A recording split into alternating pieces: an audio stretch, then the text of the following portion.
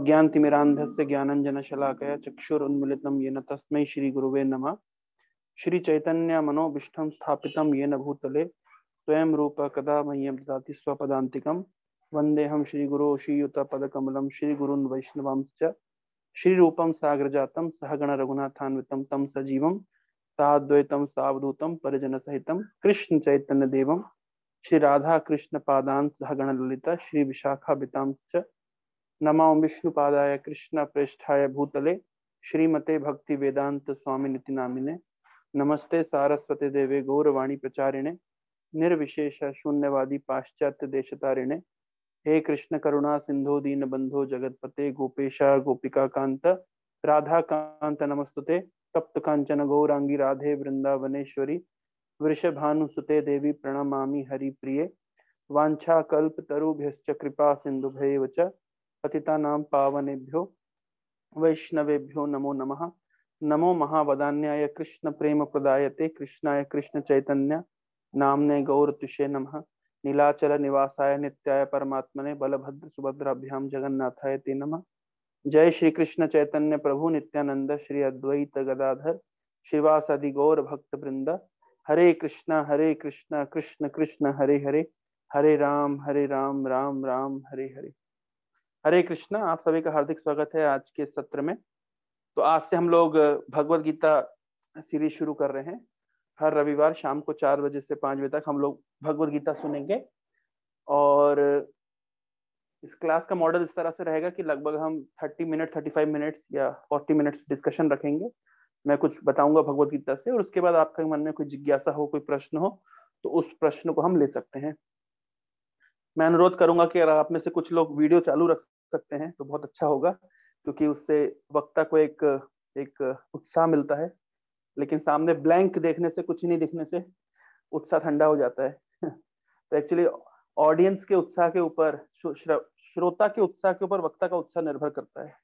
इसलिए आप देखेंगे श्रीमद् भागवतम में जब शुकदेव गोस्वामी कुछ कहते हैं तो परीक्षित महाराज बहुत उसको ध्यान से सुनते हैं और बताते हैं, शुकदेव गोस्वामी और बताइए, मैं और सुनना चाहता हूँ भगवान के विषय में। और शुकदेव गोस्वामी इस प्रकार से कुछ कुछ पॉइंट्स बताते हैं तो परीक्षित महाराज काउंटर क्वेश्चन पूछते हैं, ऐसा क्यों हुआ। जैसे अभी कार्तिक महीना चल रहा था, तो कार्तिक महीना में दामोदर लीला हुई थी। तो दामोदर लीला होने के बाद में जब आप जानते हैं कि भगवान ओखुल से बंध गए थे, तो भगवान अपने छोटे छोटे कदम लेकर के आगे बढ़ रहे थे। और उसके बाद में जब कदम लेकर के इस तरह आगे बढ़ रहे थे तो उनका जो ओखुल है वो 2 पेड़ों से फंस गया। और भगवान ने थोड़ा सा खींच लगाई, तान लगाई, तो वो दोनों पेड़ गिर गए। तो दोनों पेड़ कौन थे? तो वो दोनों पेड़ थे कुबेर के 2 पुत्र। तो परीक्षित महाराज ने तुरंत प्रश्न पूछा, अरे कुबेर के 2 पुत्र इस तरह पेड़ क्यों बन गए? तो फिर सुखदेव गोस्वामी को आगे कहने के लिए इम्पेटस आया। इस तरीके से आप कई कई जगह पे देखेंगे। जैसे श्रीमद् भागवतम के 5वें स्कंद के लास्ट चैप्टर में सुखदेव गोस्वामी नरकों का वर्णन करते हैं, तो तुरंत तो परीक्षित महाराज प्रश्न पूछते हैं कि अरे नरकों से कैसे बच सकते हैं। तो ऑडियंस के उत्साह से, इम्पेटस से एक्चुअली स्पीकर को बोलने का उत्साह आता है। सुखदेव गोस्वामी श्रीमद् भागवतम के 9वें स्कंद में, लगभग 9वें स्कंद के आखिरी अध्याय के 4 श्लोकों में भगवान कृष्ण की लीला का पूरा समरी वर्णन कर दिए। और वो स्किप करने वाले थे और 11 कैंटो में जाने वाले थे। तो तुरंत परीक्षित ने कहा, रोकिए रोकिए, ये 4 श्लोक में आप भगवान कृष्ण की सभी लीला बता दी, मैं हर लीला को विस्तार पूर्वक सुनना चाहता हूँ। तो ये परीक्षित महाराज ने इस प्रकार का जब प्रश्न पूछा, तब जाकर के सुखदेव गोस्वामी परीक्षित महाराज को विस्तृत वर्णन किए भगवान कृष्ण की लीलाओं का। तो ये श्रोता के प्रेजेंस ऑफ माइंड, श्रोता का उत्साह, श्रोता का जो अटेंशन होता है, वो एक्चुअली वक्ता को प्रेरित करता है कुछ कहने के लिए। अगर मान लीजिए भगवान कृष्ण अर्जुन को भगवत गीता सुना रहे और अर्जुन उबासियां ले रहा होता, तो शायद इतना सटीक ज्ञान हम तक नहीं पहुंचता। आश्चर्य की बात यह है कि अर्जुन किस मोमेंट में भगवत गीता का ज्ञान सुना? जब युद्ध भूमि में कौरव और पांडव एकत्रित हुए हैं। आप इमेजिन करिए, भारत और पाकिस्तान का युद्ध चल रहा है और इधर पे बंदूकें तनी हुई है, तोपें तनी हुई है, मिसाइलें तनी हुई है, और इस बीच में एक योद्धा दूसरे योद्धे, एक योद्धा बिबिल्डर हो जाता है, दूसरा योद्धा उसको कुछ उत्साह प्रदान करने की, कुछ मोटिवेशन देता है। तो किस प्रकार के बैकग्राउंड में ये भगवत गीता का ज्ञान दिया गया, कितना डिफिकल्ट टेरेन था, कितना डिफिकल्ट टाइम था, और उस समय कितना अटेंशन के साथ अर्जुन ने सुना होगा। तो अर्जुन ने उस अटेंशन के साथ भगवत गीता को सुना। ऑफ कोर्स उस लेवल का टेंशन तो हमारे लिए संभव नहीं है, लेकिन फिर भी जहां तक संभव हो सके हमें उस प्रकार से भगवत गीता को ग्रहण करने का प्रयास करना चाहिए। तो आप लोग, मैं भगवत गीता के विषय में जितना कहूंगा, एक्चुअली देखिए आप, भगवत गीता में 18 अध्याय हैं, 700 श्लोक हैं। अगर हर श्लोक की व्याख्या की जाए या तो बहुत समय जाता है, लेकिन हम कभी भी उस व्याख्या को कंप्लीट नहीं कर सकते, क्योंकि हर श्लोक से एक एक शब्द के कई हजारों मीनिंग निकलती है, उससे कई हजारों शिक्षाएं निकलती है। लेकिन जस्ट हम एक सिनॉप्सिस लेते हुए आगे चलेंगे। हमारे गुरु महाराज कहा करते थे कि मैं सेमिनार देता हूँ आपको 2 या 3 दिन का।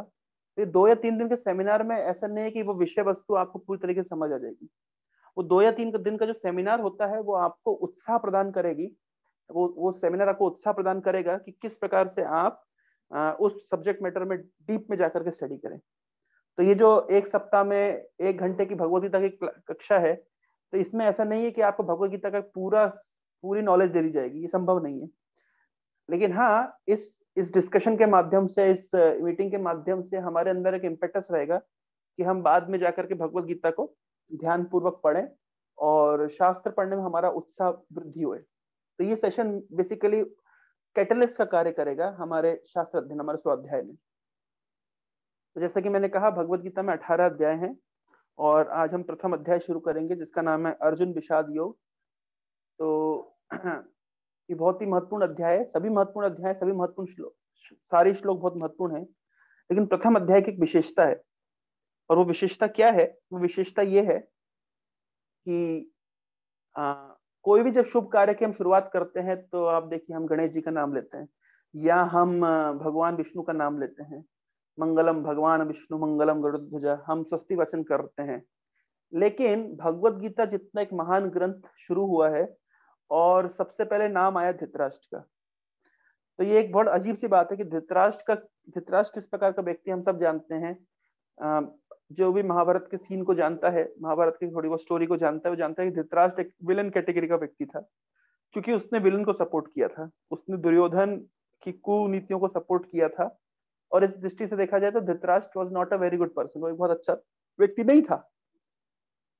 तो एक अच्छा व्यक्ति नहीं होने पर भी भगवत गीता में सबसे प्रारंभ में धृतराष्ट्र का नाम आया है। पहले ही श्लोक है, धर्म क्षेत्र कुरुक्षेत्र, ये कहा गया है, लेकिन जो पहला जो शब्द आया है वो है धृतराष्ट्र उवाचा, धृतराष्ट्र ने कहा।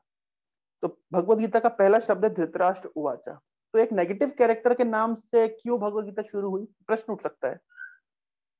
और धृतराष्ट्र शब्द का अपना एक अर्थ होता है, धृतराष्ट्र। धृत मतलब जो पकड़ के रखे, राष्ट्र मतलब जो कुर्सी को, जो कुर्सी को छोड़ना ना चाहे, पकड़ के रखे, उसके धृतराष्ट्र।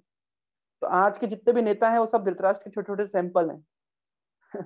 70 साल के हो जाएंगे, 75 साल के हो जाएंगे, 80 साल के हो जाएंगे, 90 साल के हो जाएंगे, जब तक कोई इनको गोली नहीं मार देगा तब तक कुर्सी नहीं छोड़ेंगे। तो कुर्सी नहीं छोड़ने की जो टेंडेंसी है, इसको कहते हैं धृतराष्ट्र, जो छोड़ना नहीं चाहता। तो खुद राजा नहीं बन पाया धृतराष्ट्र, क्योंकि धृतराष्ट्र बचपन से अंधा था, तो पांडु को राजा बना दिया गया। लेकिन पांडु की जब अकाल मृत्यु हो गई, समय से पहले मृत्यु हो गई, तो फिर धृतराष्ट्र को राजा बनाया गया। यद्यपि वो अंधा था, वो योग्य नहीं था राजा बनने के। और उसके बाद में जब धृतराष्ट्र राजा बना, उसके बाद में युधिष्ठिर जो कि बड़ा पुत्र था, तो अब उसके राजा बनने की बारी आई। लेकिन धृतराष्ट्र ने किसी भी तरीके से कुर्सी को बचाने का प्रयास किया, किस तरीके से दुर्योधन राजा बने, इस प्रकार से विचार किया, इस प्रकार से प्रयास किया, इस प्रकार की रणनीति बनाई और कई तरीके से पांडवों को मारने का प्रयास किया गया। और सारे प्रयास दुर्योधन ने किए, लेकिन धृतराष्ट्र सबको सारे प्रयासों के विषय में पता था और कभी भी उसने विरोध नहीं किया। संस्कृत में एक कहावत है, मौनम सम्मति लक्षणम। मौन होना मतलब सम्मति का लक्षण है। मतलब धृतराष्ट्र ने दुर्योधन के किसी भी जो कुकर्म है उसमें कुछ बोला नहीं, अगेंस्ट में हमेशा मौन रह गया। इसका अर्थ क्या है? इसका अर्थ है कि वो सम्मति प्रदान कर रहे हैं। तो हम देख सकते हैं धृतराष्ट्र इज अ मोर और लेस नेगेटिव कैरेक्टर। तो एक नेगेटिव कैरेक्टर होने पर भी धृतराष्ट्र का नाम भगवत गीता के प्रारंभ में क्यों आया है? क्योंकि धृतराष्ट्र के अंदर एक अच्छा गुण है, और वो गुण क्या है? धृतराष्ट्र का सुनने के प्रति जो आग्रह है, श्रवण करने के प्रति जो आग्रह है। धृतराष्ट्र कह रहा है संजय को, मुझे बताओ क्या हुआ युद्ध भूमि में, मैं सुनना चाहता हूँ, क्या उपदेश दिए कृष्ण ने अर्जुन को, मैं सुनना चाहता हूँ। तो जो सुनने का जो उत्साह है धृतराष्ट्र का, ये क्वालिफिकेशन है। आध्यात्मिक ज्ञान को समझने की सबसे बड़ी क्वालिफिकेशन है सुनने में रुचि। देखिए, हमारे आचार्य बताते हैं, प्रभुपाद जी अपने प्रवचन में बताते हैं, और भागवतम में इसका लिखा गया है कि सारी इंद्रियों में सबसे एक्टिव इंद्रिय कौन सी है। तो देखिए, जब हम सो जाते हैं तो सारी इंद्रिय निष्क्रिय रहती है, लेकिन एक इंद्रिय जो है कान, वो हमेशा चालू रहता है। हम अलार्म लगाते हैं, क्यों? क्योंकि हमें पता है अलार्म बजेगा, हम कान से सुन करके उठ जाएंगे। तो जिस समय सारी इंद्रियां निष्क्रिय अवस्था में रहती है, उस समय कान चालू रहते हैं। और कान का काम क्या होता है? सोते हुए जीव को उठा देना। तो उसी प्रकार से हम आध्यात्मिक रूप से सोए हुए हैं, लेकिन अगर हम समहाउ अगर अपने कानों को आध्यात्मिक ज्ञान को सुनने में लगा दें तो हम जाग सकते हैं। तो ये कान बहुत महत्वपूर्ण है। तो इस तरह कहा जाता है कि हमको अगर आध्यात्मिक ज्ञान प्राप्त करना है तो केवल एक चीज हमको देनी पड़ेगी, एक चीज हमको सरेंडर करनी पड़ेगी, हमारे कान। अगर हम अपने कान दे देंगे, अगर सुनने में हम, अगर कानों को हम सरेंडर कर देते हैं, कानों को अगर हम गुरु के पास छोड़ देते हैं, यानी हम सुनना शुरू कर देते हैं, तो हम आध्यात्मिक रूप से जाग सकते हैं। तो धृतराष्ट्र के अंदर एक सबसे एक अच्छी क्वालिटी है धृतराष्ट्र का सुनने के प्रति उत्साह, जिस उत्साह के कारण उसको भगवत गीता के सबसे फर्स्ट कैरेक्टर के रूप में प्रस्तुत किया गया है। ये भगवत गीता आप जानते कब कही गई थी? ये तब कही गई थी जब कौरव और पांडवों की सेना के बीच में कृष्ण अर्जुन के रथ को ले गए थे। आगे हम फर्स्ट चैप्टर में देखेंगे, अर्जुन कह रहे हैं, हे कृष्ण, हे अच्युत, आप मेरे रथों को दोनों सेनाओं के बीच में ले जाइए। तो जब भगवान कृष्ण दोनों सेनाओं के बीच में अर्जुन के रथ को ले गए, और उस समय अर्जुन पूरी तरीके से बिबिल्डर हो गया। अर्जुन ने क्या क्या कारण दिए बिबिल्डर होने के, क्या क्या कारण दिए युद्ध ना करने के, हम इस विषय पे आगे चर्चा करेंगे। तब भगवान कृष्ण ने अर्जुन को गीता का उपदेश दिया। तो ध्यान रखिए, ये जो गीता का उपदेश है ये युद्ध से पहले दिया गया है। लेकिन ये जो महाभारत जब आप देखेंगे तो महाभारत के भीष्म पर्व में ये जो भगवत गीता सेक्शन है ये 10वें दिन में सुनाया गया है। यद्यपि कृष्ण ने अर्जुन को भगवत गीता का उपदेश पहले दिया युद्ध के, परंतु महाभारत का जब 10वां दिन युद्ध हो गया और जब भीष्म पितामह को बाण लग गए और वो बाणों की शैया पे लेट गए, उसके बाद संजय से धृतराष्ट्र ने पूछा, मुझे विस्तार से शुरू से बताओ क्या हुआ। तब संजय ने बताया कि इस प्रकार से युद्ध भूमि के बीच में कृष्ण लेकर गए अर्जुन के रथ को और वहां पे भगवत गीता का उपदेश सुनाया। तो वो उपदेश महाभारत में जब आप देखेंगे तो 10वें दिन में आता है। तो एक्चुअली उपदेश दिए गए पहले, लेकिन वो एपिसोड ऐड किया गया महाभारत में 10वें दिन में। तो मैं कुछ दिन पहले एक वीडियो देखा था, किसी ने यूट्यूब पे छोड़ा था। वो व्यक्ति कह रहा था कि भगवत गीता एक्चुअली महाभारत का पार्ट नहीं है, क्योंकि भगवत गीता तो बोली गई है युद्ध से पहले, लेकिन ये तो महाभारत के 10वें दिन में इसको रखा गया है। इसका मतलब ये बाद में ऐड किया गया है। नहीं, ये बाद में ऐड नहीं किया गया है, ये व्यासदेव ने इसको इस तरह लिखा है। लेकिन कब लिखा है, कहाँ लिखा है? 10वें दिन में जब भीष्म पितामह बाणों की शैया पे लेट गए, तब धृतराष्ट्र से पूछ रहे हैं, मुझे शुरू से बताओ क्या हुआ, तो 10वें दिन का इतिहास बताओ, और उसमें कृष्ण ने अर्जुन को क्या क्या कहा वो भी बताओ। तो इसलिए वहां से शुरू हो रहा है, धर्म क्षेत्र कुरुक्षेत्र समवेता युत्सवा मामका पांडवाश्चैव किम अकुरुत संजय। हे संजय, धर्म क्षेत्र कुरुक्षेत्र में मेरे और पांडु के पुत्रों ने क्या किया, जो कि युद्ध की इच्छा से खड़े हुए हैं। तो युद्ध की इच्छा से खड़े हुए तो क्या किया? तो युद्ध किया होगा। ये पूछने का क्या तात्पर्य है? तो प्रश्न उठता है कि धृतराष्ट्र क्यों पूछ रहा है कि क्या किया? जब युद्ध करने गए तो युद्ध किया होगा ना? नहीं, धृतराष्ट्र को डर था कि ये लोग कॉम्प्रोमाइज ना कर ले। क्यों? क्योंकि धर्म क्षेत्र है। धर्म क्षेत्र में देखिए, क्षेत्र का अपना अपना एक इफेक्ट होता है। जैसे आप लोगों ने श्रवण कुमार का नाम सुना होगा। तो मुझे पता नहीं स्टोरी कितनी ऑथेंटिक है, लेकिन हमारे केमिस्ट्री के एक सर हुआ करते थे कॉलेज में, तो वो ये स्टोरी बताते थे। वो थे चंबल घाटी से, चंबल से, भिंड मुरैना से। तो चंबल चंबल जो क्षेत्र है वो लड़ाई झगड़े के लिए बहुत फेमस है। मुरैना और भिंड का क्षेत्र ऐसा एमपी में क्षेत्र, ग्वालियर के पास में। हमारे जगत गुरु प्रभु मुरैना से हैं। वो क्षेत्र लड़ाई झगड़े का क्षेत्र माना जाता है। तो एक बार श्रवण कुमार जब इस तरीके से अपने माता पिता को, आप जानते श्रवण कुमार अपने अंधे माता पिता को लेकर के जा रहे थे, तो उस समय वो उज्जैन से होकर के गुजरे, अवंतीपुर से। तो जब अवंतीपुर से होकर के गुजरे तो इनके मन में भारी वैराग्य आया। तो उनके मन में आया कि अरे मैं क्या कर रहा हूँ, माता पिता को तीर्थ भ्रमण करा रहा हूँ, कुछ सांसारिक पुण्य प्राप्त करने के लिए कर रहा हूँ, मैं क्या कर रहा हूँ? जीवन का लक्ष्य तो आत्मा को जानना है, जीवन का तो लक्ष्य है आध्यात्मिक ज्ञान को प्राप्त करना। मैं इस प्रकार से तीर्थ भ्रमण करके केवल पुण्य प्राप्त करने का प्रयास कर रहा हूँ, नहीं नहीं, ये ठीक नहीं है। तो पिताजी समझ गए श्रवण कुमार के कि निश्चित रूप से ये उज्जैन में प्रवेश कर गया है, और उज्जैन की भूमि है वैराग्य की भूमि, अवंती भूमि। तो यहाँ पे वैराग्य बहुत प्रबल है, तो इसलिए इसके मन में वैराग्य आ गया है। तो उसके पिताजी कहते हैं, श्रवण कुमार के पिताजी, बेटा ठीक है, तुम जस्ट नदी पार करके हमको महेश्वर तक ले जाओ, उसके बाद तुमको जो आध्यात्मिक ज्ञान प्राप्त करना है हमको कहीं भी किसी कोने में छोड़ देना, तुम जहां जाने चले जाना। तो जब नदी पार करी, नदी पार करके जैसे महेश्वर पहुंचे, तो वापस से श्रवण कुमार को लगा रही है मैं क्या सोच रहा था, माता पिता को छोड़ के मैं कहाँ जा सकता हूँ। तो ये क्षेत्र का अंतर है, जैसे अवंती में प्रवेश किया तो तुरंत वैराग्य आ गया, जैसे ही वापस से महेश्वर में प्रवेश किए तो वापस उनका वैराग्य सब चला गया।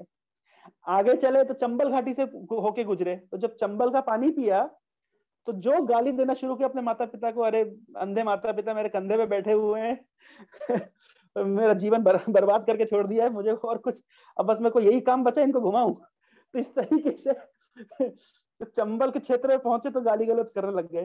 तो कहने का तात्पर्य ये है कि अब ये स्टोरी कितनी ऑथेंटिक है मुझे पता नहीं ये हमारे सर कोट किया करते थे, लेकिन जो भी है ये वास्तविकता है कि क्षेत्र क्षेत्र में और हर क्षेत्र में विभिन्न प्रकार का एक इफेक्ट होता है। जैसे आप उड़ीसा में प्रवेश करें तो उड़ीसा में प्रवेश करने मात्र से ही व्यक्ति का जगन्नाथ जी के प्रति एक स्वाभाविक आकर्षण होता है, ये देखा जाता है। उड़ीसा की भूमि में जगन्नाथ जी के प्रति एक स्वाभाविक एक प्रीति, एक प्रेम है। तो क्षेत्र का अपना एक इफेक्ट होता है।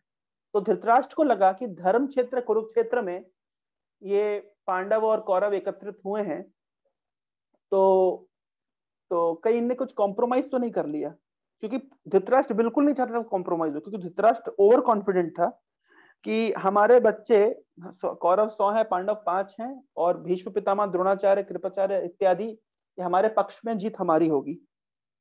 तो जीत हमारी होगी तो मैं क्यों कॉम्प्रोमाइज करें। तो इसलिए धृतराष्ट्र नहीं चाहता था कॉम्प्रोमाइज हो, इसलिए उसने तुरंत ये प्रश्न पूछा, युत्सवा मामका पांडवस्य किम अकुरुत संजय। संजय, मेरे और पांडु के पुत्रों ने युद्ध क्षेत्र कुरुक्षेत्र में क्या किया? तो क्या किया, कोई कॉम्प्रोमाइज तो नहीं किया। क्वेश्चन पूछने का ये पर्पस था। फर्स्ट श्लोक में बहुत सारी शिक्षाएं मिलती है। धर्म क्षेत्र कुरुक्षेत्र, तो कुरुक्षेत्र को धर्म क्षेत्र क्यों कहा गया? यद्यपि युद्ध क्षेत्र है, यहाँ पे युद्ध हो रहा है, उसको धर्म क्षेत्र क्यों कहा गया? तो आचार्यों के विभिन्न प्रकार के मत हैं, लेकिन सबसे बड़ा जो मत है आचार्यों का कि कुरुक्षेत्र को धर्म क्षेत्र, एक तो कारण है कुरुक्षेत्र को स्वर्ग के देवता भी कुरुक्षेत्र को बहुत पूजनीय समझते हैं। परशुराम के द्वारा बनाया गया वहां पे एक सरोवर है, एक तालाब है, जहाँ पे लोग विभिन्न प्रकार के शुभ कर्म करने के लिए, श्राद्ध क्रिया करने इत्यादि के लिए आते हैं। जब सोलर एक्लिप्स या लूनर एक्लिप्स होता है, चंद्र ग्रहण या सूर्य ग्रहण लगा करता है, तब वहां पे लोग आते हैं और अपने आप को शुद्ध करते हैं, स्नान करते हैं। आप लोगों को पता होगा जब भगवान कृष्ण मथुरा छोड़कर, वृंदावन छोड़ के मथुरा चले गए थे, और उसके बाद में फिर बहुत दिन बीत गए, तो एक बार गोपियों को और ब्रजवासियों को पता चला कि कृष्ण कुरुक्षेत्र जा रहे हैं, वहां पे सोलर एक्लिप्स के समय में, सूर्य ग्रहण के समय में। तो वहां से ब्रजवासी भी गए कृष्ण को देखने के लिए। ब्रजवासी गए, गोप सखा गए, गोपियां गई, राधा रानी भी गई, और सब लोग जाकर के कुरुक्षेत्र में एकत्रित हुए। और उधर से कृष्ण के परिवार के लोग, 16,108 रानियां, कृष्ण की माँ देवकी, रोहिणी इत्यादि, बलराम, वो लोग सब भी आए थे। तो इससे हम समझ सकते हैं कि ब्रजवासी भी गए थे, द्वारकावासी भी गए थे कुरुक्षेत्र में। तो कुरुक्षेत्र निश्चित रूप से कोई बहुत ही महत्वपूर्ण धार्मिक स्थल रहा होगा, आज भी है। और ये भी आप जानते हैं कि उसके बाद में फिर जब राधा रानी ने कृष्ण को कुरुक्षेत्र में देखा, तो राधा रानी ने कहा ये हमारे कृष्ण नहीं है, क्योंकि हमारे जो कृष्ण हैं वो तो मोर मुकुट धारण करते हैं, बांसुरी बजाते हैं, पीताम्बर पहनते हैं, और ये क्या कवच कुंडल डाला हुआ है, मुकुट पहना हुआ है बड़ा सा, और मालाएं पहनी हुई है, और अस्त्र शस्त्र हैं, हाथी घोड़े हैं, ये हमारे कृष्ण नहीं है। तो इनको हमारा कृष्ण कैसे किया जाए, इनको ले चलो। कहाँ ले चलो? इनको वापस वृंदावन में ले चलो। तो कुरुक्षेत्र से जो वृंदावन में जो कृष्ण को ले जाने की लीला, इसी को हम रथ यात्रा कहते हैं। जो रथ यात्रा का भाव है, जो भगवान कृष्ण अभी श्री मंदिर में है, लक्ष्मी के मंदिर में है, ऐश्वर्य के साथ में है, तो उनको ले चलो कहाँ, वृंदावन खींच करके। तो सभी ब्रजवासी कृष्ण को लेकर के खींच करके ले जाते हैं। तो यही रथ यात्रा का भाव है। तो एनीवे वो तो हमारा टॉपिक नहीं है, जस्ट मैं इस पॉइंट से बताया कि किस प्रकार से कुरुक्षेत्र एक धार्मिक स्थल रहा है हमेशा से। और लेकिन भगवत गीता में जो कुरुक्षेत्र को धर्म क्षेत्र कहा गया है, वो इन कारणों से नहीं कहा गया। ये कारण तो है कि कुरुक्षेत्र में परशुराम के द्वारा बनाया गया सरोवर है, और अनंत अनादिकाल से लोग आते हैं कुरुक्षेत्र में, और पुण्य करने के लिए, धर्म करने के लिए, इत्यादि यज्ञ आदि करने के लिए, दान करने के लिए, तप करने के लिए। लेकिन इसलिए धर्म क्षेत्र नहीं कहा जा रहा है कुरुक्षेत्र को भगवत गीता में। भगवत गीता में धर्म क्षेत्र कुरुक्षेत्र को इसलिए कहा जा रहा है क्योंकि आज साक्षात भगवान कृष्ण वहां पे पर्सनली प्रेजेंट है। ऐसा प्रभुपाद जी अपने तात्पर्य में लिखते हैं। क्योंकि भगवान कृष्ण जिस स्थान पे प्रेजेंट है वही स्थान धर्म क्षेत्र। जैसे मान लीजिए एक सामान्य बिल्डिंग है, प्रभुपाद अपने एक प्रवचन में कहते हैं, एक सामान्य बिल्डिंग है जो कि ईंट पत्थर रेती गिट्टा से बनी हुई है, दूसरी बिल्डिंग उसी प्रकार है, लेकिन एक बिल्डिंग को हम घर कहते हैं, मकान कहते हैं, बिल्डिंग कहते हैं, एक को मंदिर कहते हैं। क्यों? क्योंकि एक के अंदर भगवान कृष्ण है, एक स्थान में भगवान कृष्ण की सेवा होती है, पूजा होती है, भक्ति होती है, तो वो स्थान मंदिर है, और दूसरा स्थान सामान्य घर है। इस तरीके से हम समझ सकते हैं कि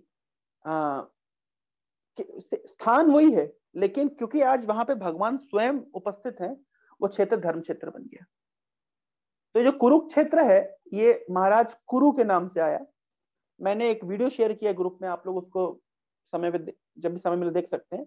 इसमें पांडवों के वंश का पूरा लीनेज दिया गया है। तो ये एक राजा हुए थे महाराज कुरु। तो कुरु के वंश में आने के कारण इनको कहते हैं कौरव। और क्योंकि कुरु ने इस स्थान को डेवलप किया था, बसाया था, इसलिए उनका नाम पड़ गया कुरुक्षेत्र। जैसे मान लीजिए आज भी हम देखते हैं किसी एक नेता के नाम पे शहर पड़ जाता है, अंबेडकर नगर या दीनदयाल उपाध्याय नगर, इस तरीके से।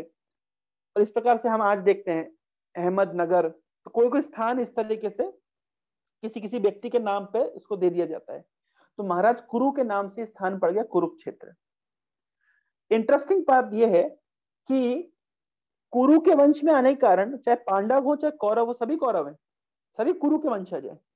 लेकिन धृतराष्ट्र कह रहा है मामकः पांडवाश्चैव, मेरा और पांडु का, मेरे पुत्र और पांडु के पुत्र। तो अपने पुत्र को कौरव कह रहा है, लेकिन पांडु के पुत्र को पांडव कह रहा है। यद्यपि कुरु के वंश में आने के कारण सभी कौरव हुए, जो 5 पांडव है वो भी कौरव हुए। क्यों? क्योंकि वो भी महाराज कुरु के वंश में आ रहे हैं। लेकिन क्यों धृतराष्ट्र अपने वंश के लोगों, अपने बच्चों को वंश में रख रहा है और पांडवों को बाहर कर रहा है? यहाँ पे धृतराष्ट्र की मेंटेलिटी का पता चलता है। श्रीमद् भागवतम में आपने सुना होगा, पढ़ा होगा कि जब ध्रुव महाराज अपने पिता उत्तानपाद की गोद में बैठना चाहते थे, तो तब उसकी सौतेली माँ ने ध्रुव को गोद में बैठने से मना कर दिया। सुरुचि जो कि ध्रुव की सौतेली माँ थी, उसने कहा कि ध्रुव, तुमने मेरी कोख से जन्म नहीं लिया है, क्योंकि तुमने मेरे गर्भ से जन्म लिया है, तो तुम अपने पिता की गोद में नहीं बैठ सकते। अच्छा, अगर प्रश्न पूछा जाए क्या फर्क पड़ता अगर आज ध्रुव महाराज गोद में बैठ जाते, तो क्या चला जाता सुरुचि का? गोद में ही तो बैठना था। लेकिन सुरुचि कितनी बड़ी पॉलिटिक्स जानती थी। सुरुचि जानती थी आज गोद में बैठेगा, कल कुर्सी मांगेगा। आज बाप की गोद में बैठेगा, कल बाप की गद्दी पे हाथ डालेगा। तो भैया इसको, ट्यूमर को कैंसर होने से पहले इसको सर्जरी करके आउट कर दो। तो उसी प्रकार से जिस प्रकार यहाँ पे हम देखते हैं सुरुचि का जो मेंटेलिटी था कि आज गोद में बैठेगा, कल पिताजी की राजगद्दी में भी अधिकार मांगेगा, और मैं नहीं चाहती हूँ कि मेरा पुत्र को छोड़ करके कोई व्यक्ति राजा बने। तो उसी तरीके से यहाँ पे जो धृतराष्ट्र के शब्द है मामकः पांडवाश्चैव, मेरे और पांडु के पुत्र। मेरे पुत्र कौन? कौरव। पांडु के पुत्र पांडव। तो भाई कुरु वंश में तो सभी कौरव हुए, लेकिन क्यों वंश से अलग कर रहे हैं? अगर वंश में रहेंगे तो राज शासन में, राज गद्दी में इनका भी हक रहेगा, और वो मैं देना नहीं चाहता। धृतराष्ट्र नाम है, धृतराष्ट्र जो राष्ट्र को पकड़ के रखना चाहता है। तो यहाँ पे हम देख सकते हैं कि धृतराष्ट्र की जो मेंटेलिटी है वो सामने दिख रही है।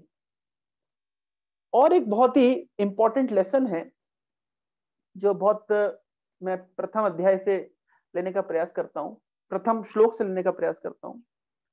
ये जो धर्म क्षेत्र कुरुक्षेत्र, ये जो कुरु वंश है, इसका जो मैं थोड़ा सा इतिहास आपको बताता हूँ। तो इतिहास है, श्रीमद् भागवतम के 9वें स्कंद में आता है ये घटना। एक राजा हुए जिनका नाम था महाराज ययाति। तो ययाति महाराज का विवाह हुआ शुक्राचार्य की पुत्री देवयानी के साथ। एक इंटरेस्टिंग स्टोरी है। तो ये विवाह कैसे हुआ, इसका एक वृतांत मिलता है 9वें स्कंद में कि एक बार देवयानी और उसकी सहेली शर्मिष्ठा और अन्य सहेलियों के साथ में किसी स्थान पे खेल रही थी और इन्होंने कुछ नदी में स्नान किया। तो जब नदी में स्नान कर रही थी तो ये मोरलेस नग्न अवस्था में थी और उसी समय में वहां से भगवान शिव का जाना हुआ। भगवान शिव अपने नंदी बैल के ऊपर सवार होकर के और जाने लगे थे।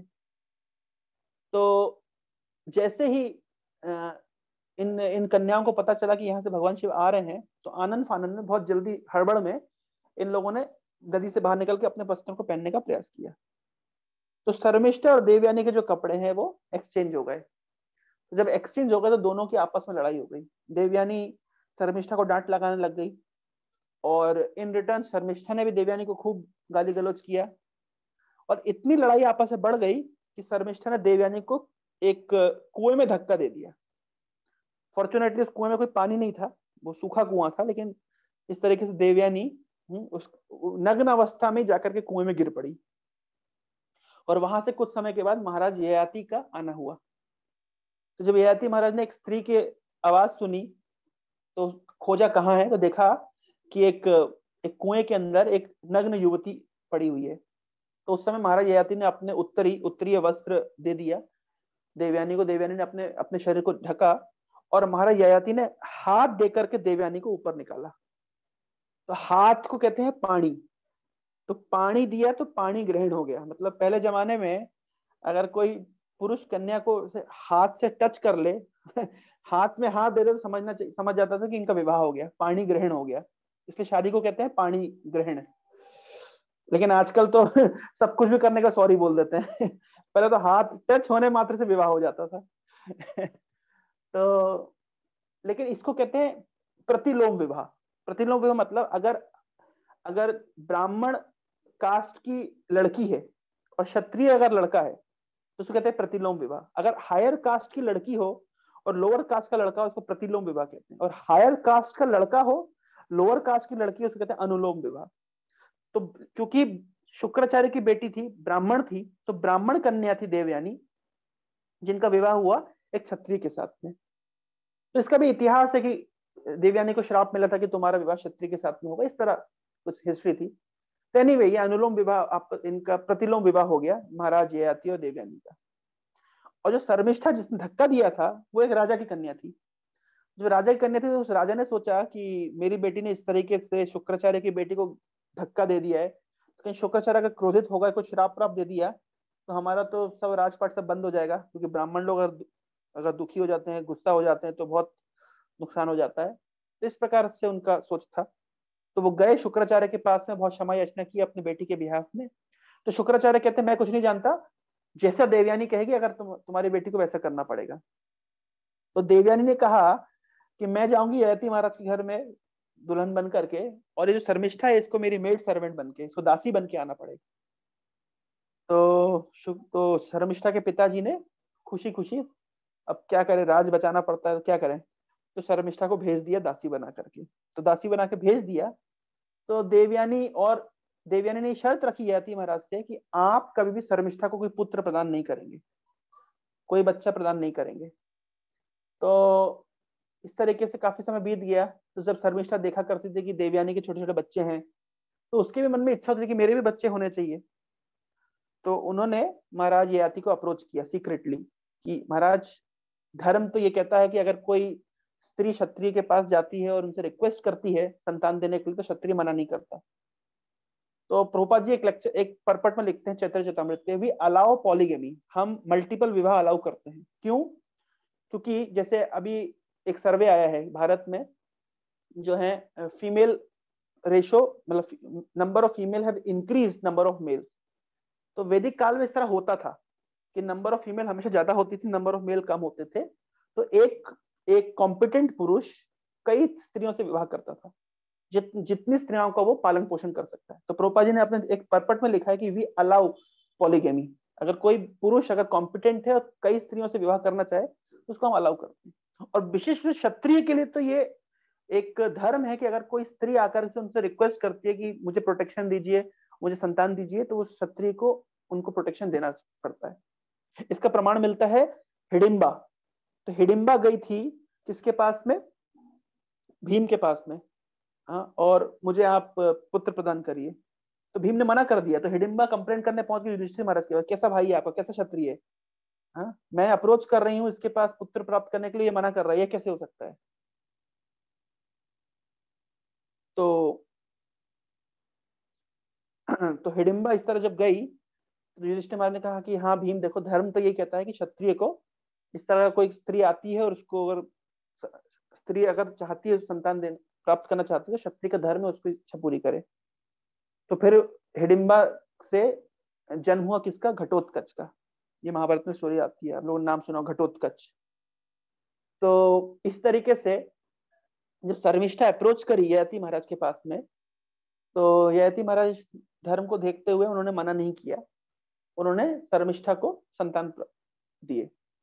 लेकिन ये बात सीक्रेट थी, और आप ऐसा नहीं सोच सकते कि एक छोटा सा महल है उसके अंदर शर्मिष्ठा भी रहती है, देवयानी भी रहती है, तो ये सीक्रेट कैसे रहेगा? राजा मतलब पूरा राज्य है, तो कोई एक कोने में रहता होगा, कोई दूसरे कोने में रहता होगा, इस तरह भी होता होगा। तो एनीवे, एक दिन पार्क में देवयानी बैठी हुई थी अपने बच्चों के साथ में, राजा भी थे, ययाति। तो कुछ और बच्चे आए और वो आकर के ययाति मेरे को पापा पापा कहने लग गए, तो चोरी पकड़ी गई। तो देवयानी समझ गई कि महाराज ययाति ने शर्मिष्ठा को संतान दी है। तो ययाति महाराज को ऊपर उनको बहुत गुस्सा आया, और तुरंत सब कुछ, ना आओ देखा ना ताओ, सब कुछ छोड़ करके ययाति महाराज को छोड़ करके देवयानी चली गई अपने पिताजी के घर पे। तो ये आज ही नहीं होता, मैं मायके चले जाऊंगी तुम देखते रहियो, ये पहले भी होता था। उस जमाने में भी इस तरीके से देवयानी गुस्सा होकर के ययाति महाराज को छोड़ करके पिता शुक्राचार्य के पास चली गई, और पिताजी को जाके कंप्लेंट लगाई। तो पिताजी शुक्राचार्य, उनको भी गुस्सा बिल्कुल नाक पे। पहले के ऋषि मुनि में बहुत गुस्सा होता था, बिल्कुल नाक पे गुस्सा होता था। दुर्वासा ऋषि का गुस्सा था, आप लोगों ने सुना, ये बहुत फेमस है, इसलिए उनका नाम है दुर्वासा, जिसके साथ में वास नहीं कर सकते आप, दुर्वास, जिनके साथ में रह नहीं सकते, हमेशा इनकी नाक में गुस्सा रहता है। तो पहले के ऋषि मुनियों को बड़ा ही गुस्सा रहता था। तो एनीवे, तो इस तरीके से शुक्राचार्य ने सोचे समझे बिना जाकर के ययाति महाराज को श्राप दे दिया। क्या श्राप दिया? उन्होंने श्राप दिया कि तुम्हारी जो, तुम तुरंत वृद्ध हो जाओ, तुम्हारी जो एजिंग प्रोसेस है बिल्कुल तेज हो जाए। आप लोगों ने देखी होगी एक मूवी आई थी पा, जिसमें अमिताभ बच्चन की बीमारी थी, वो बहुत वृद्ध हो गया तुरंत, मतलब कम एज में। तो ये कोई नई बीमारी नहीं है, ये वही बीमारी है जो ययाति महाराज को हुई थी शुक्राचार्य के श्राप से। तो वृद्ध हो गए। तो ययाति महाराज कहते हैं कि अरे ससुर जी, आपने मुझे श्राप दिया कि बुढ़ा हो जाऊं, लेकिन आपके श्राप से आपकी बेटी को सबसे ज्यादा नुकसान है। क्यों नुकसान है? क्योंकि अगर मैं बुढ़ा हो जाऊंगा तो आपकी बेटी को कैसे सुख मिलेगा? तो ये तब शुक्राचार्य ने सोचा, अरे हाँ, ये तो मैंने बहुत बड़ी गलती कर दी, मतलब अपने गुस्से में मैंने अपनी बेटी का भला बुरा नहीं सोचा। तो अब क्या करें? तो उन्होंने ऑप्शन दिया। शुक्राचार्य ने कहा कि देखो ययाति, अगर तुम्हारे कोई बच्चे, तुम्हारे कोई पुत्र तुमसे तुम्हारा बुढ़ापा लेकर अपनी जवानी दे दे, तो ये एक्सचेंज ऑफर हो सकता है। तो उस जमाने में कौन सी टेक्नोलॉजी रहती होगी कि बुढ़ापा और जवानी एक्सचेंज हो जाती होगी, तो हम सोच भी नहीं सकते, लेकिन निश्चित रूप से कुछ ना कुछ टेक्नोलॉजी रहती होगी। तो ययाति महाराज ने कहा ठीक है, अच्छा ऑप्शन है। तो गए सबसे बड़े बेटे के पास, जिसका नाम था यदु। तो यदु को जाके बोला, बेटा यदु देखो, मैं तुम्हारे नाना जी के, क्या बोलते हैं, अजा, तुम्हारे अजा के श्राप से मैं वृद्ध हो गया हूँ। और यद्यपि मैं वृद्ध हो गया, लेकिन संसार भोगने की जो मेरी इच्छा थी वो तो खत्म नहीं हुई है अभी तक। तो तुम बेटा मेरा बुढ़ापा ले लो, अपनी जवानी दे दो। तो यदु जी कहते हैं कि पिताजी देखिए, बुढ़ापे में क्या कृष्ण का भजन होगा, कम से कम अभी जवानी में मैं आंख से भगवान का दर्शन कर सकता हूँ, और बढ़िया महाप्रसाद खा सकता हूँ, डाइजेस्ट कर सकता हूँ, कान से भगवान की कथा सुन सकता हूँ, हाथ पैर से सेवा कर सकता हूँ, ये सब जवानी में हो सकता है, बुढ़ापे में क्या होगा? तो मुझे माफ करिए, मैं अभी इस जवानी में भगवान की सेवा करना चाहता हूँ, बुढ़ापा ले लूंगा तो क्या कर पाऊंगा। और ये बात सच है, बुढ़ापे में क्या भजन होएगा व्यक्ति का, ना व्यक्ति सुन पाएगा, ना समझ पाएगा, ना कुछ। लोग मर जाते हैं उसके ऊपर गीता रखते हैं, या जो मरने ही वाला है उसके सामने गीता पाठ करते हैं, तो वो क्या सुनेगा, वो क्या समझेगा। जब गीता पाठ करना चाहिए था, जब उसको प्रैक्टिस में लाना चाहिए, तब किया नहीं। देखिए कोई भी जो बैम्बू होता है, जो बांस होता है, जब वो ग्रीन होता है, हरे रंग का होता है, उसको मोल्ड कर सकते हैं। जो मिट्टी गीली होती है उसको मोल्ड कर सकते हैं, सूखी मिट्टी को क्या मोल्ड करेंगे। तो इसलिए भजन करना चाहिए बचपन में, जवानी में। अच्छा, दूसरा उदाहरण है, जवानी में क्यों भजन करना चाहिए। आप किसी से प्यार करते हैं तो उसको कैसा गुलाब देंगे, उसको बिल्कुल लाल फ्रेश गुलाब देंगे ना, आई लव यू बोलेंगे। उसको मुरझाया हुआ सुस्ताया हुआ गुलाब देंगे तो वो तो चाटा मार के भगा देगी आपको। तो उसी प्रकार से हम भगवान को कहते हैं हम प्यार करते हैं, लेकिन प्यार करने का मतलब जब हम फ्रेश हैं, जब हम एनर्जेटिक है, जब तरोताजगी है, तब अपने आप को भगवान को ऑफर करना चाहिए। कि जब कुछ नहीं बचा है, अब कोई नहीं रख रहा है, तो चलो भगवान के पास। वो भी अच्छा है, लेकिन बेस्ट है जवानी में भगवान की सेवा में लगना। तो यदु ने मना कर दिया पिताजी के इस प्रपोजल को, कि पिताजी आपको जवानी चाहिए भोग करने के लिए, मुझे जवानी चाहिए भक्ति करने के लिए, मैं कैसे दे दूं आपको। सॉरी, मना कर दिया। अब यदु ने तो मना कर दिया, तो पिताजी गए दूसरे लड़के के पास। दूसरा लड़का कहता है, पिताजी आपकी जवानी में तो खूब मजे किए आपके, मेरे मजे करने की बारी आई तो बस ये नहीं चलेगा। सॉरी, मैं नहीं दे सकता। तो दूसरे लड़के ने मना कर दिया, तीसरे लड़के ने मना कर दिया, चौथे लड़के ने मना कर दिया। तो अब क्या करे बेचारे पिताजी। तो लास्ट लड़के के पास गए जिसका नाम था पुरु। और पुरु को जाके बोलते, बेटा देखो, तुम्हारे चारों भाइयों ने मुझे मना कर दिया, तुम मना मत करना। मैं तुम्हारे नाना जी के श्राप के कारण बूढ़ा हो गया हूँ, लेकिन संसार भोगने की जो मेरी वासना अभी तक खत्म नहीं हुई है। तो यहाँ से ये भी शिक्षा मिलती है कि बुढ़ापे में भी संसार भोगने की वासना कम नहीं होती है। यति महाराज निर्लज होकर के अपने लड़के को कह रहे हैं कि बेटा मैं संसार का भोग करना चाहता हूँ, मेरा मेरा बुढ़ापा ले लो, अपनी जवानी दे दो। तो जो सबसे छोटा बेटा था पुरु, वो कहता है, पिताजी आपने मुझे सेकंड क्लास का पुत्र बना दिया। मैं फर्स्ट क्लास का बेटा बनना चाहता था, लेकिन आपने मुझे सेकंड क्लास का बेटा बना दिया। बोले क्यों। बोले पिताजी, फर्स्ट क्लास का बेटा वो है जो पिताजी की आज्ञा समझ करके, पिताजी को मुंह से बोलना ना पड़े, पिता की आज्ञा को समझ करके कर दे, यह है फर्स्ट क्लास का बेटा। सेकंड सेकंड क्लास का बेटा वो है जो पिताजी की आज्ञा को सुन करके खुशी खुशी करे, यह है सेकंड क्लास का बेटा। थर्ड क्लास का बेटा वो है जो पिताजी ने आज्ञा दी है तो करे, लेकिन अब ये भार समझ के, बाप ने बोला करना पड़ेगा, क्या कर सकते हैं, मतलब भार समझ के करे। ये होता है सेकंड क्लास, ये थर्ड क्लास का पुत्र। और पुरु कहते हैं, पिताजी वो तो पुत्र ही नहीं है जो बाप की बात को ना माने। फोर्थ क्लास का नहीं है, वो पुत्र ही नहीं है। जो पिता की बात को ना माने वो पुत्र ही नहीं है। पुरु कहते हैं वो तो मूत्र के समान है। क्यों, क्योंकि पुत्र भी उसी स्थान से आता है, मूत्र भी उसी स्थान से आती है। तो जो जो बाप की बात को ना माने वो तो पुत्र ही नहीं है। तो बोले पिताजी मैं तो फर्स्ट क्लास पुत्र बनना चाहता था, लेकिन आपने बोल दिया इसलिए मैं कर रहा हूं, मैं सेकंड क्लास बन गया। तो पुरु ने खुशी खुशी पिताजी का बुढ़ापा ले लिया और जवानी दे दी। तो इसके बाद में पिताजी ने कई सालों तक संसार का भोग किया। और इस तरीके से संसार का जब भोग करते रहे, तो इस तरीके से संसार का भोग करने के बाद भी उनको तृप्ति नहीं हुई। और एक दिन ययाति महाराज ने सुना कहानी, किसकी कहानी, अम्बरीश महाराज की कहानी सुनी। अम्बरीश महाराज वो हैं जिन्होंने सवई मना कृष्ण पदार विंदयो वचामसी वैकुंठ गुणानुवर्णने करो हरेर मंदिर मार्जनादिशु श्रुतिम चकार अच्युत सतकतोदय। ययाति महाराज ने सुनी अम्बरीश महाराज की कहानी। अम्बरीश महाराज एक राजा हुए हैं जो पूरी तरीके से भगवान की भक्ति में लगे रहते थे। सवई मना कृष्ण पदार विंदयो, जिन्होंने अपने मन को कृष्ण के चरणों में लगा दिया। वचामसी वैकुंठ गुणानुवर्णने, अपनी वाणी को भगवान के गुणगान करने में लगा दिया। करो हरेर मंदिर मार्जनादिशु, हाथों को लगा दिया भगवान के मंदिर को मार्जन करने में। कानों को लगा दिया भगवान की कथा सुनने में। पैरों को लगा दिया भगवान के तीर्थ का भ्रमण करने में, मंदिर की प्रदक्षिणा करने में। इस प्रकार से अपनी सारी इंद्रियों को लगा दिया भगवान की सेवा में। तो ययाति महाराज ने सुना कि अरे एक ऐसे राजा हुए हैं अम्बरीश, हाँ, और हमारी वंश परंपरा में आगे ये राजा हुए हैं जिन्होंने राज शासन करते करते अपनी पूरी इंद्रियों को भगवान के भजन में लगा दिया। और एक हम हैं जो इतने निर्लज हो गए कि अपने लड़कों से जवानी मांग रहे हैं संसार का भोग करने के लिए। तो ये बात उनने उन्होंने जब ये कथा सुनी अम्बरीश महाराज की, तो उनके हृदय में बहुत ग्लानि हुई। तब ययाति महाराज ने अपनी पत्नी देवयानी से कहा कि देखो देवयानी, एक बकरा था और उसने देखा कि एक बकरी कुएं में गिरी हुई है, तो उस बकरे ने उस बकरी को निकाला और बकरा बकरी ने एक दूसरे को देखा, देखते देखते एक दूसरे को प्यार हो गया। फिर बकरा बकरी इस तरीके से कई समय, बहुत समय तक संसार का भोग करते रहे, लेकिन ना बकरा संतुष्ट हुआ ना बकरी संतुष्ट हुई। इस तरीके से तीसरी बकरी आई, तो तीसरी बकरी और बकरे में जब आपस में कुछ बातचीत हुई तो पहली बकरी नाराज होकर के अपने अपने बाप के पास चली गई। तो इस तरीके से पूरी कहानी जो ये हुई थी, ये बकरा बकरी के स्टाइल में ययाति महाराज ने देवयानी को सुनाई। और देवयानी बड़े इंटरेस्ट के साथ, क्योंकि देखो डायरेक्ट सुनाते देखो हमारी कहानी है, तो देवयानी शायद नहीं सुनती, उसने बकरा बकरी की, एक बकरा था एक बकरी थी, उसकी कहानी सुनाई। और बकरा बकरी कहानी सुनाने के बाद लास्ट से बोले, बेटा देवयानी, वो बकरी तुम और बकरा मैं हूं। और इस तरीके से और हम वास्तव में बकरे हैं, क्योंकि हम इस तरीके से फंस गए इस संसार के जाल में। और देखो हमारे पूर्वज हुए जिन्होंने सब कुछ छोड़ करके भगवान का भजन किया, और एक हम है जो संसार के भोग में लगे रह गए। तो देवयानी भी क्योंकि इतना उच्च कुल से आई थी, शुक्राचार्य की बेटी थी, तो देवयानी ने भी इस बात को एक्सेप्ट किया।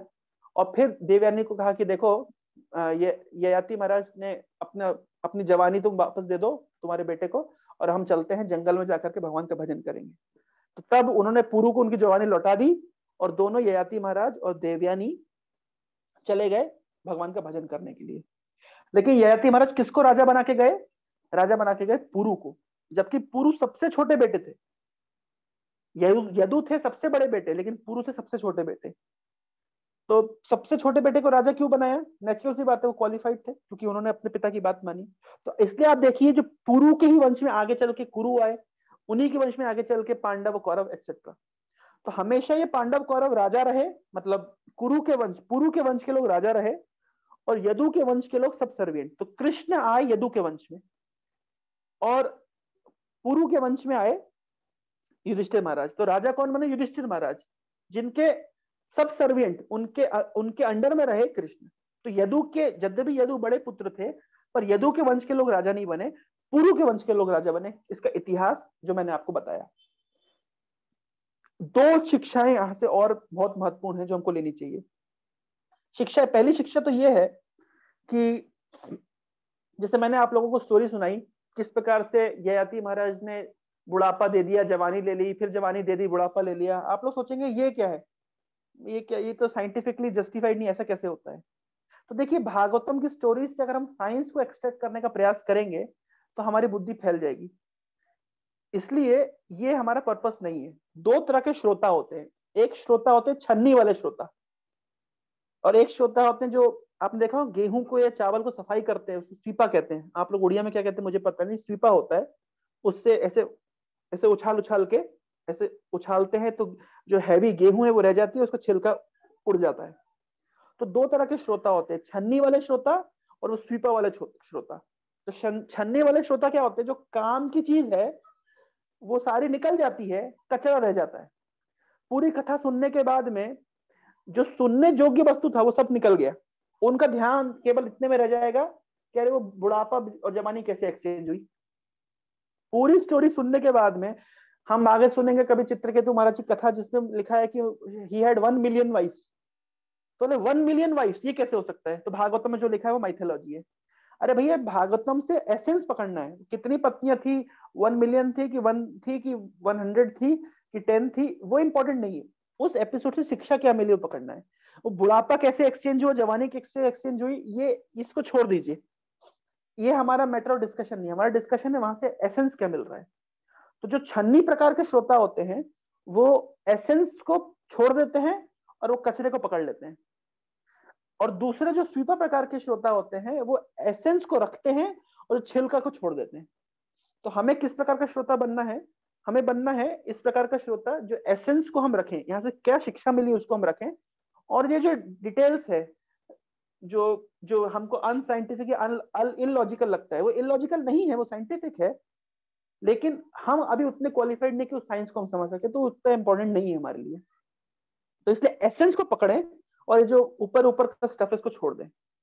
तो एक शिक्षा तो यहाँ से ये मिलती है। दूसरी शिक्षा ये मिलती है कि जैसे कि मैंने आप लोगों को बताया कि पहले दर्जे का पुत्र वो है जो पिता की आज्ञा को मतलब समझ करके कर दे। सेकंड श्रेणी का पुत्र है जो पिता के कहने पर खुशी खुशी करे। थर्ड श्रेणी का पुत्र है जो पिताजी के कहने पर बोझ समझ के, बर्डन समझ के करे। और फोर्थ श्रेणी वो तो पुत्र ही नहीं जो पिता की बात को ना माने। तो प्रश्न उठता है, यदु महाराज किस कैटेगरी में है? तो यदु तो उस कैटेगरी में जिनने पिता की बात को नहीं माना, तो फोर्थ कैटेगरी होना चाहिए। लेकिन शास्त्र कहते हैं यदु है सबसे बड़े धर्मात्मा। इतने बड़े धर्मात्मा है कि यदु के वंश में भगवान कृष्ण आए। तो ऐसा क्या किया यदु ने कि जो जो वो फोर्थ कैटेगरी में ना आकर के फर्स्ट कैटेगरी के भी ऊपर चले गए। ध्यान रखिए, सेकंड नंबर के पुत्र ने, थर्ड नंबर के पुत्र ने और चौथे नंबर के पुत्र ने पिताजी की बात इसलिए नहीं मानी क्योंकि वो संसार का भोग करना चाहते थे। लेकिन यदु ने पिताजी की बात को इसलिए टाला क्योंकि वो भगवान कृष्ण की भक्ति करना चाहते थे। तो भगवान कृष्ण की भक्ति करने के लिए अगर कभी कभी पिताजी की बात को टालना पड़े तो शास्त्र प्रमाणित करता है कि ये गलत नहीं है। जैसे प्रहलाद महाराज, आपने पिक्चर देखी होगी कि भगवान नरसिंह देव हिरण्यकशिपु को चीर रहे हैं और प्रहलाद बाजू में माला लेके खड़ा हुआ है। अरे आपके पिताजी को कोई अगर कोई इस तरह से टॉर्चर करेगा तो आपको क्या करना चाहिए? इससे लड़ना चाहिए ना, पुलिस को बुलाना चाहिए, या खुद कुछ बंदूक लेकर के, नहीं तो लाठे भाले लेकर के कुछ लड़ना चाहिए। लेकिन प्रहलाद तो माला लेकर के खड़े हुए हैं कि ये पिताजी को मारने का काम खत्म कर तो मैं नरसिंह देव को माला पहनाऊंगा। तो ये कैसा पुत्र है? तो आश्चर्य होता है। लेकिन प्रहलाद महाराज जानते हैं कि नरसिंह देव के हाथ से मरने पर मेरे पिताजी को सदगति मिलेगी। तो तो प्रहलाद ने अपने सो कॉल्ड पुत्र का धर्म छोड़ दिया भगवान का भजन करने के लिए। पिता की बात नहीं मानी, पिता ने मना किया भगवान का भजन नहीं करने के लिए, लेकिन प्रहलाद ने किया। तो पिता की आज्ञा का उल्लंघन किया। लेकिन कभी भी आप ये नहीं बोलेंगे कि शास्त्र के अनुसार कि प्रहलाद फोर्थ श्रेणी के पुत्र है। नहीं, जब नरसिंह देव की मृत्यु हो गई, सॉरी प्रहलाद हिरण्यकश्यप की मृत्यु हो गई, तो प्रहलाद महाराज नरसिंह देव से कहते हैं कि मेरे पिता का उद्धार करिएगा। तो नरसिंह देव क्या कहते हैं कि जिस स्थान पे, जिस जिस जगह पे तुम्हारे जैसा पुत्र है, उसकी 21 पीढ़ी तर जाती है। तो आप समझ सकते हैं कि प्रहलाद महाराज कोई छोटे दर्जे के पुत्र नहीं थे, अपितु बहुत ही अव्वल दर्जे के पुत्र थे। कभी कभी आप शास्त्र में पढ़ेंगे कि कोई व्यक्ति, किसी की 21 पीढ़ी तर जाती है, किसी की 50 पीढ़ी तर जाती है भगवान का भक्ति करने से, किसी की 100 पीढ़ी तर जाती है। तो मन में प्रश्न उठता है किसी किसी शास्त्र में अलग अलग क्यों लिखा है? एक लिखना चाहिए ना कि 21 पीढ़ी तरेगी, कि 7 पीढ़ी तरेगी, कि 50 पीढ़ी तरेगी, कि 100 पीढ़ी तरेगी। तो ऐसा लिखा है, ये डिग्री ऑफ डिवोशन के ऊपर निर्भर करता है। कोई व्यक्ति अगर थोड़ा भक्ति करता है तो उसकी 7 पीढ़ी तर जाएगी, थोड़ा कंसिडरेबल भक्ति करता है तो 21 पीढ़ी तर जाएगी, और थोड़ा अच्छा से भजन करता है, भगवान की सेवा में लग जाता है तो 50 पीढ़ी तर जाएगी। और भक्त सिद्धांत ठाकुर कहते हैं कोई त्रिदंडी सन्यासी है, सन्यास लेकर के पूरे विश्व में, पूरी दुनिया में भगवान की वाणी का प्रचार करने में लगा हुआ है, तो उसकी 100 पीढ़ी तर जाएगी।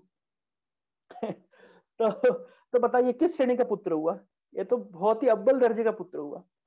तो कभी कभी पिता की बात को टाला गया, इतिहास प्रमाण कर रहा है, लेकिन भगवान की भक्ति करने के लिए।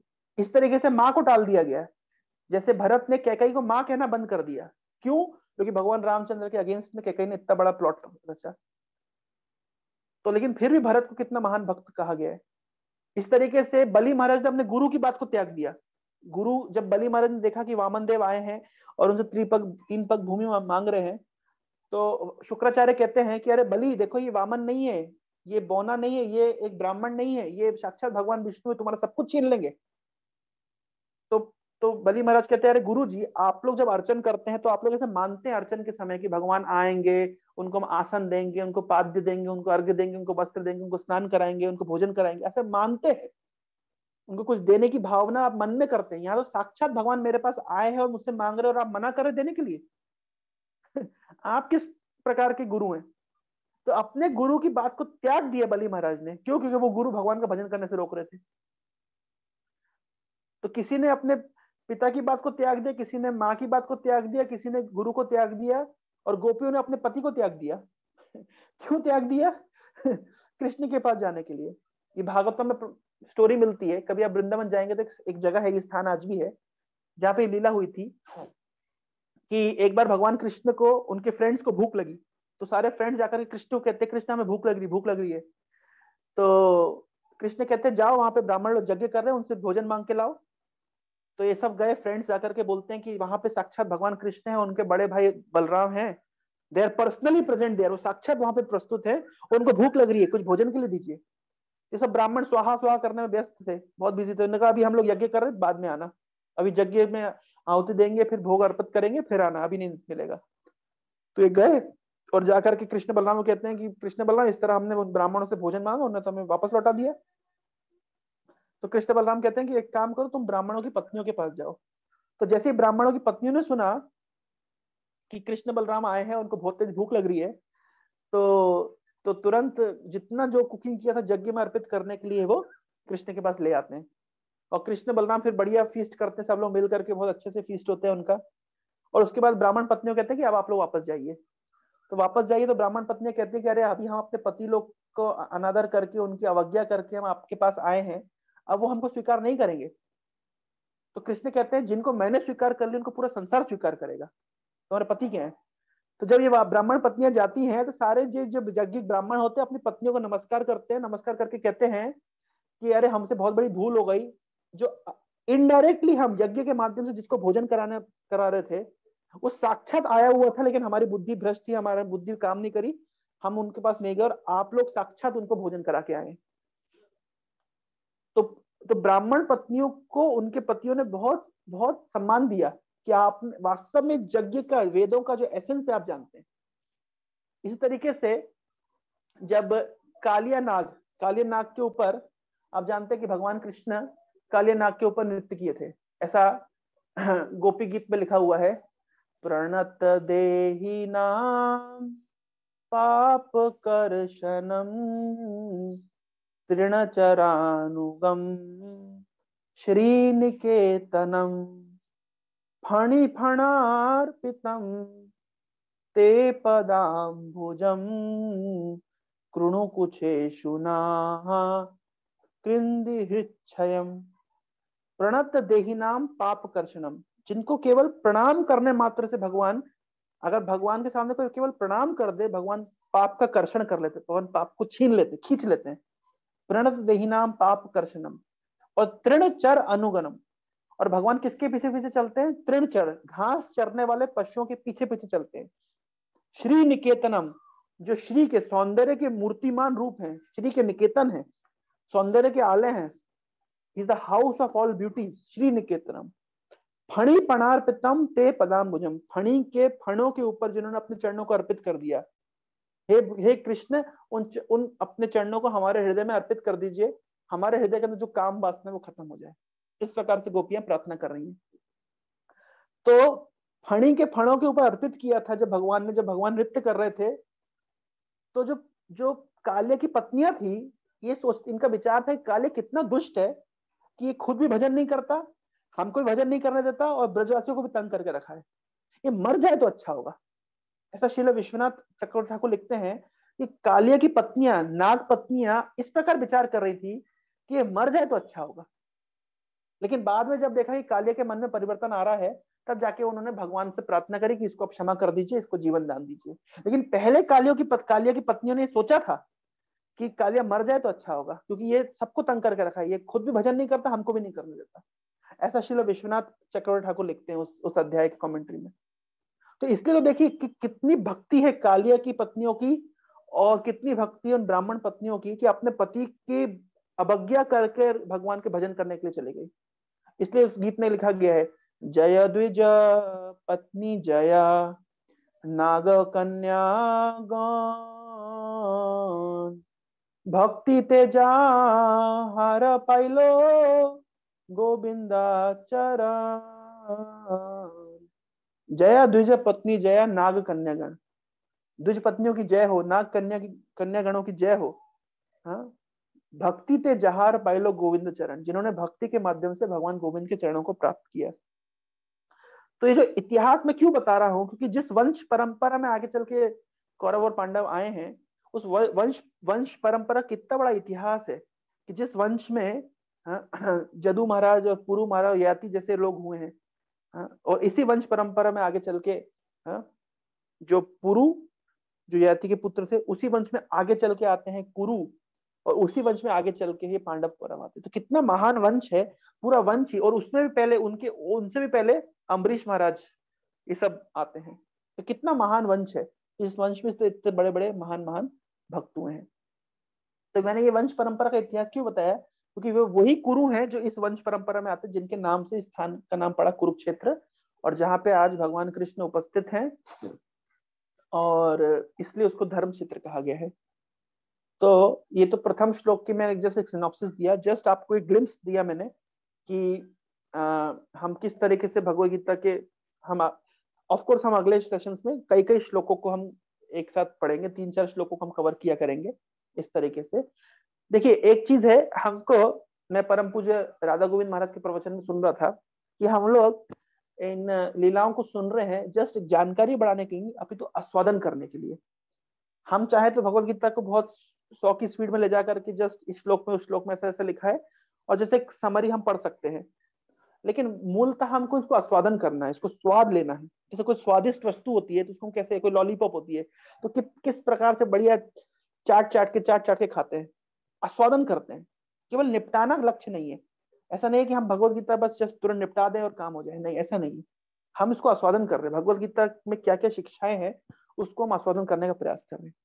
दूसरा, भगवत गीता को पढ़ने की दो शैली है। एक शैली तो ये है कि आप प्रॉपर लाइन बाय लाइन जाते जाइए भगवत गीता को, उस सीक्वेंस को समझिए कि भगवान ने पहले किस प्रकार से कर्म कांड का उपदेश दिया है, फिर कर्म योग का उपदेश दिया है, इस तरीके से उससे पहले सांख्य योग का उपदेश दिया था, इस प्रकार से उसके बाद आगे चल के भक्ति का उपदेश दिया। एक सीक्वेंस है, एक लेडर है। तो हम उस लेडर को भी समझेंगे इस प्रेजेंटेशन के माध्यम से। लेकिन प्रभुपाद जी के प्रेजेंटेशन में एक विशेषता है। प्रभुपाद जी ने भगवत गीता के एसेंस को, भगवत गीता वास्तव में क्या शिक्षा देना चाहती है, उसको पहले बार से ही देना शुरू कर दिया।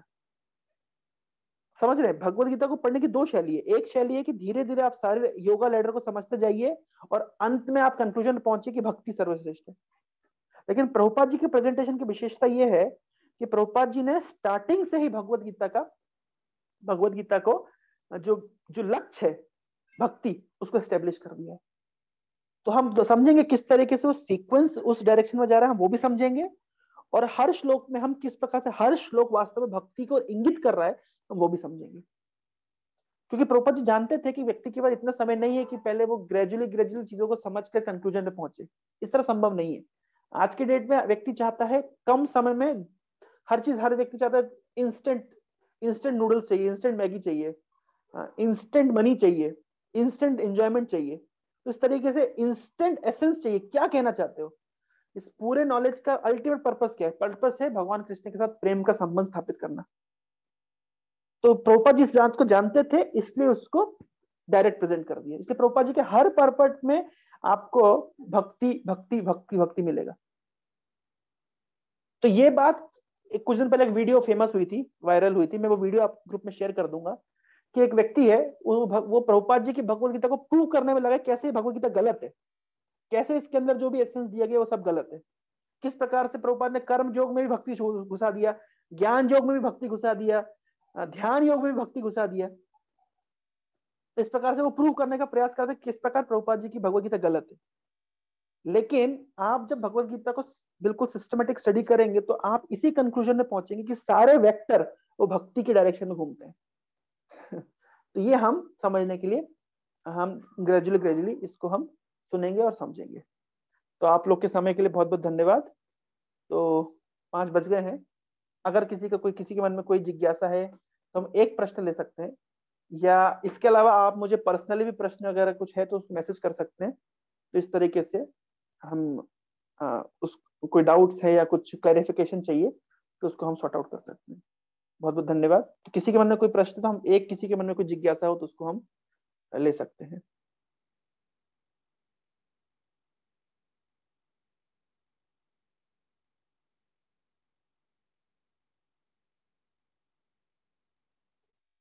तो कोई प्रश्न नहीं है?